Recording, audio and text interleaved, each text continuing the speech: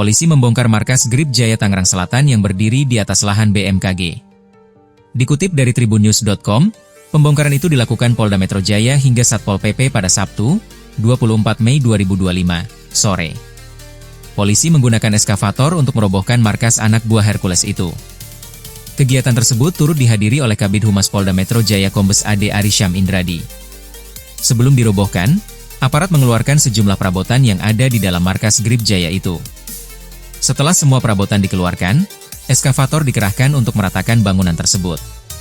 Adapun sebelumnya BMKG melaporkan pendudukan lahan miliknya oleh Grip Jaya ke Polda Metro Jaya. Tak hanya menduduki lahan, Grip Jaya juga menyewakan lahan tersebut. Lahan itu disewa sejumlah pedagang, salah satunya pedagang sapi kurban. Pedagang tersebut diminta Grip Jaya membayar Rp25 juta untuk menyewa lahan tersebut.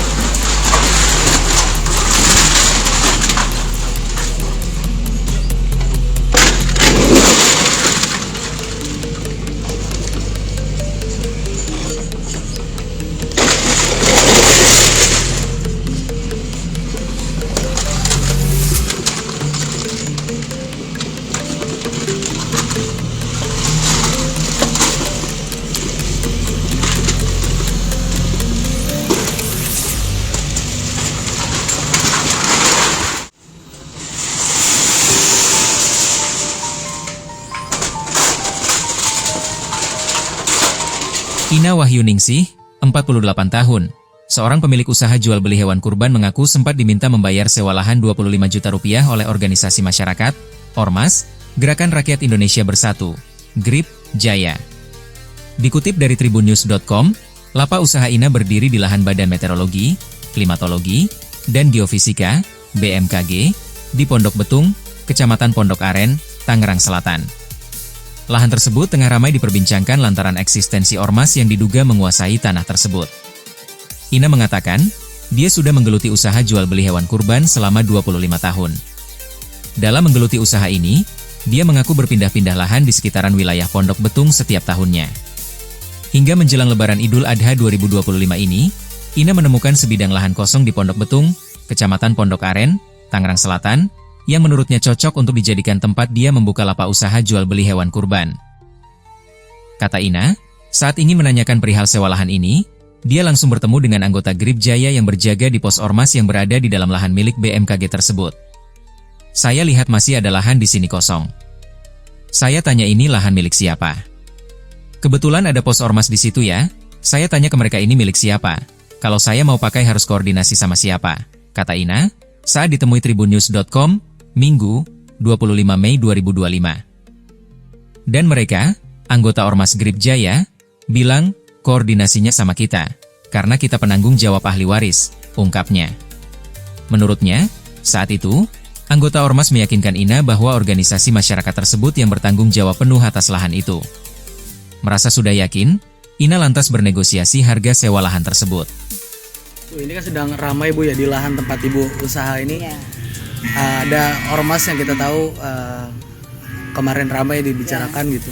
Ibu sendiri mengalami nggak Bu, maksudnya soal bayar-membayar gitu, iuran semacam itu? Boleh jelasin Bu? Kalau itu sih secara langsung dan tidak langsung ya memang harus terlibat, karena kan saya memang pertama akadnya itu sama ormas. Karena kita nggak tahu lahan ini sebenarnya punya siapa. Dan tahunya ya karena ormas itu yang menduduki ya kita bayarnya sama ormas.